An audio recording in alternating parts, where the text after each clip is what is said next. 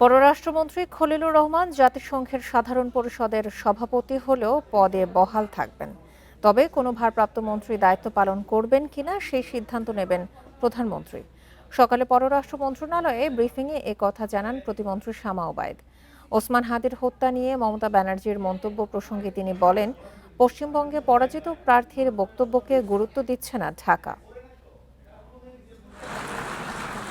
পদত্যাগ নয়, ছুটিতে থেকে আগামী 1 বছর জাতিসংঘ সাধারণ পরিষদের সভাপতি হিসেবে দায়িত্ব পালন করতে চান পররাষ্ট্রমন্ত্রী খলিলুর রহমান।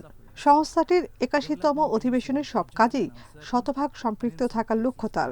সেক্ষেত্রে আগামী বছরের জুন পর্যন্ত নিউ ইয়র্কে জাতিসংঘের সদর দপ্তর ঘিরেই থাকবে তার বিচরণ। রেইনবো অ্যাক্রোপ্লাস্টে অ্যাক্রিলিক এমালশন থাকায় মুছে ফেলা যায় যে কোনো দাগ সহজেই। Rainbow Paints. I will organize inclusive consultations to অন্তর্বর্তী সরকারের নিরাপত্তা উপদেষ্টা থেকে বিএনপি সরকারের টেকনোক্রেট মন্ত্রীর দায়িত্ব পান খলিলুর রহমান।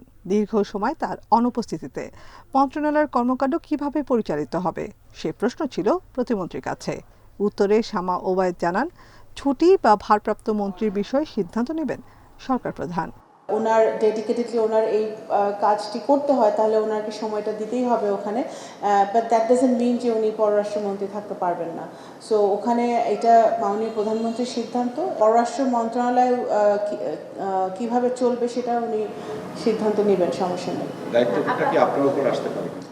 আমি কিছুই জানি না, আমি পররাষ্ট্র প্রতিমন্ত্রী হিসেবে খুশি আছি। আলোচিত ওসমান হাদি হত্যাকাণ্ড নিয়ে ভারতের পশ্চিমবঙ্গের সাবেক মুখ্যমন্ত্রী মমতা ব্যানার্জির বক্তব্যের প্রসঙ্গ উঠে আসে ব্রিফিংয়ে। তবে পরাজিত প্রার্থীর বক্তব্যকে গুরুত্ব দিচ্ছে না ঢাকা।